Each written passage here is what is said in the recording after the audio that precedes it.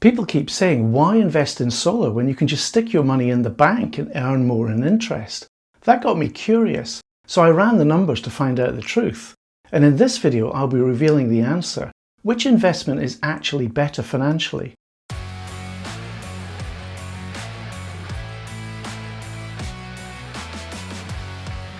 Hi there, I'm Gary and welcome back to my channel, Gary Does Solar. I've made a few videos to discuss the financial aspects of getting a solar and battery installation. And whenever I do, there are always comments from people saying you'll get a better return if you use that money to buy stocks or put it into the bank and just compound the interest. On the face of it, it sounds plausible. And if you're looking at solar exclusively as a means of reducing your bills, then surely it's way easier to set up a financial investment and sit back for a few years. The best video I've seen to date comparing the relative performance of the two options is this one from Tim and Kat's Green Walk. Tim looks into the performance of solar versus financial investments in great detail, breaking everything down with detailed spreadsheets in order to provide a clear side-by-side comparison. It's worth watching that video now or after this one, as I'll be building on his work, but this time using an online utility instead of a spreadsheet. The idea is to get to a conclusive position on which will provide the better financial return, a solar installation or a financial investment. Alright, let's get started. Now, the key to a fair comparison between the two investment options is to evaluate them on equal terms as closely as possible. And that's exactly what I'll be doing throughout this analysis. Let's start by setting the stage. Imagine you have a pot of £15,000 to invest. We'll use pounds sterling in our example here, but you can use dollars, euros, or whatever currency you prefer. Now, with that money, you can either buy a solar installation or you can just put it into the bank. And to be clear, when I talk about putting money into the bank, I mean setting up some kind of financial instrument, which could be stocks and shares, bonds, or simply a savings account with a good rate of interest. For both scenarios, we'll fix the investment period at 25 years. This isn't just a random choice, by the way, it's typically the warranty period for modern solar panels, and therefore a realistic time frame for our comparison. Alright then, let's consider the bank option first. Bank accounts today typically offer annual returns of around 4%, but you can also get higher returns from stocks and shares. For example, over the longer term, the S&P 500 index nominally returns around 10% a year. So let's go for something in the middle for the moment, 7%. To do some calculations around that, if we held £15,000 in a bank for 25 years returning 7% annually, you can see the power of compound growth in action over that time, turning £15,000 into £81,411, nearly 5.5 times more. Pretty good. Remember, of course, that due to the effect of inflation, that amount will be worth less in the future. In today's terms, it's around £39,000, but that's still more than 2.5 times the original investment capital. That's all well and good, but it's not the whole story. Remember, we're comparing this option with buying a solar installation, and in both cases there will be a monthly electricity bill to be paid for the next 25 years. We'll assume that in both cases these payments are made from your salary. If your monthly electricity bill is £150 a month, we can easily calculate the total cost of your electricity over those 25 years. It's £150 multiplied by 12 months, then multiplied by 25 years, which equals a whopping £45,000. But just like with investment growth, we can't forget about inflation here. And if we assume that electricity prices will rise by 3% every year, the cost is actually £65,626. So we can work out the final balance less electricity costs to be £81,411 less £65,626, which is £15,785. This number is important because we'll be using it for the comparison with the solar investment. Let's look at that now. With the bank option, you had £15,000 to invest, and so now you'll be using the same £15,000 for a solar and battery installation. For some people, this feels like a risky move. Your money's gone, tied up in panels and batteries, with the hope that it pays off over the next 25 years. Well, let's find out then by doing some calculations. If your solar installation is working correctly, you should find that your monthly electricity bills are reduced. The amount of reduction depends on a whole range of factors, including where in the world you live, the size of your solar array, the orientation and pitch of your roof, your home battery capacity, and even the smart tariff you're on. For the purposes of our calculation here, we'll talk about a percentage reduction in your monthly bill. And for many people, it's quite a high percentage, even 100% for some people, which means no bill at all. We'll be slightly conservative then, and we'll use a value of 80%. That means your £150 monthly bill drops to just £30, only 20% of the original value. In other words, you're saving £120 every month. To make this a fair comparison with the bank option, we need to account for those savings so that both options retain the same monthly outgoing from your salary over the next 25 years. But how do we do that fairly? Well, since we are comparing which option is the best financial investment, the most equitable approach is to invest the savings every month into the same financial instrument as the bank option. That way, both scenarios are playing by the same rules, giving us a true comparison. Okay, the numbers are starting to get a little complicated now. We could use a spreadsheet like in Tim's video, but I much prefer to develop an online utility that's designed to be accessible for everyone. Let's take a look at it.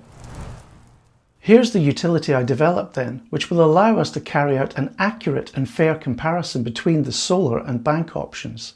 As you can see, there's a bunch of settings down the left and there's some charts on the right. You can see in the settings that we've already populated with the values that we're using in our example. 15,000 for the investment capital and 150 for the monthly electricity bill. By the way, you can change the currency later in the settings. 3% for the inflation rate, and there's even the option to increase electricity prices beyond inflation if you want. Then we come to the two investment options, beginning with the bank account. It's pretty straightforward actually. You only have to set the interest rate, and we're using 7% at the moment. The settings for the solar installation are a little more complex.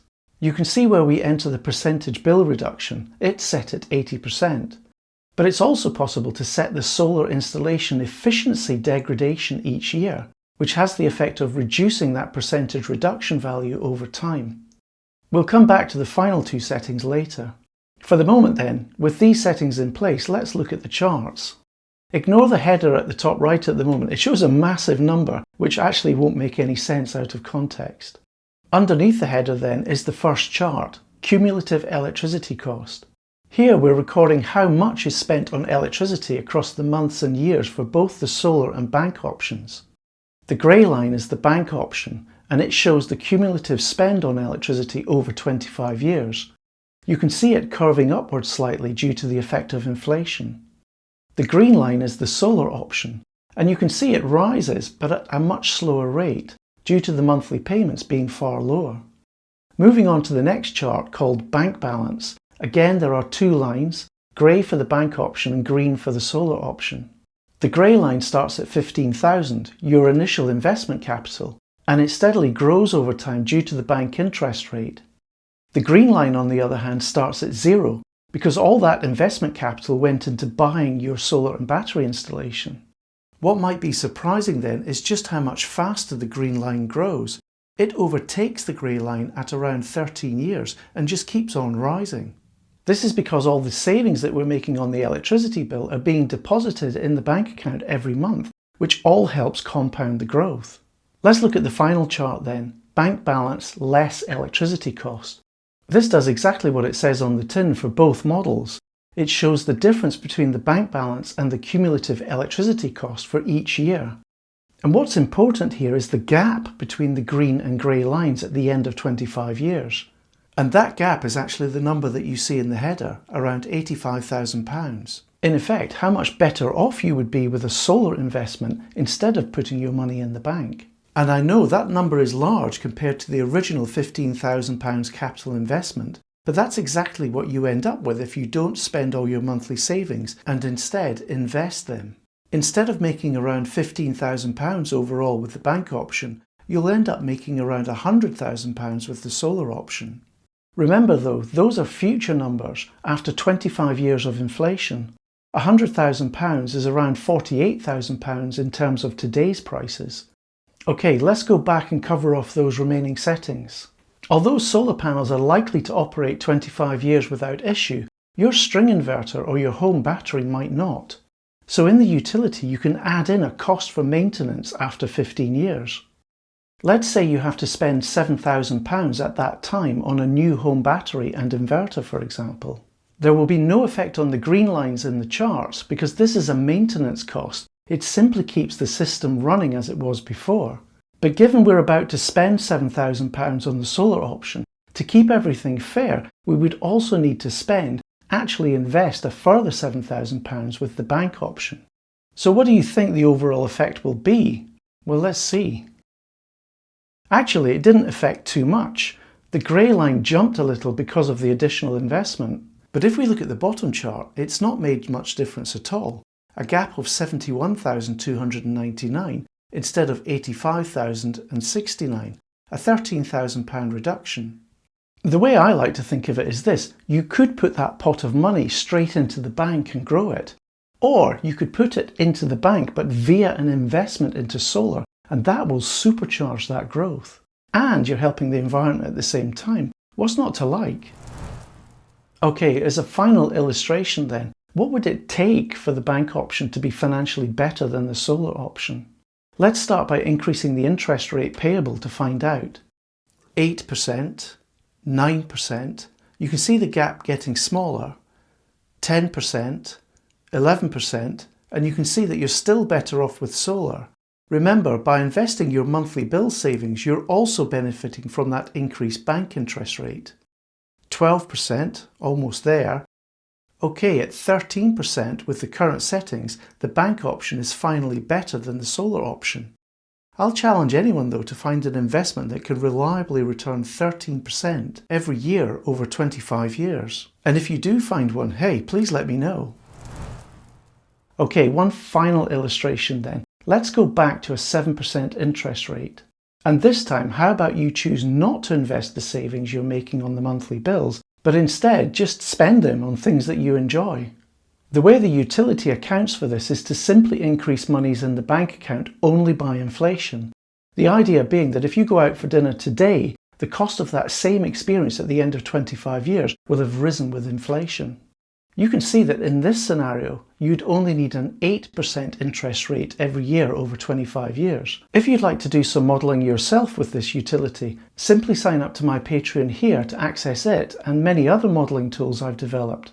I've deliberately kept the pricing low, and by signing up you can also get early access to my YouTube videos, as well as exclusive content about my own installation and other topics, and also regular Q&As. I hope that you can see in this video it's actually quite difficult for a bank investment to work out better than a solar investment. With a bank investment, you have to get the higher interest rates required, and for that you have to accept a higher risk. Whereas with a solar installation, the risk is incredibly low to get a great return, provided you use a reputable installer. And if you live in the UK and you're looking to get a solar installation but you don't know who to go with, take a look at my solar installer directory here. Just type in getreadyfor.solar into your browser. All the installers in my directory have been personally vetted by me, and I would trust each one of them with my own money. Okay, thanks for watching, and a big thank you to all my Patreon supporters, including these on the terawatt and gigawatt tier, who actually make all these videos possible. Please share your thoughts on my analysis. I'm confident that it's accurate, but if you do spot any errors, leave a comment below and I'll update the utility and also list any corrections in a pinned comment. Until next time then,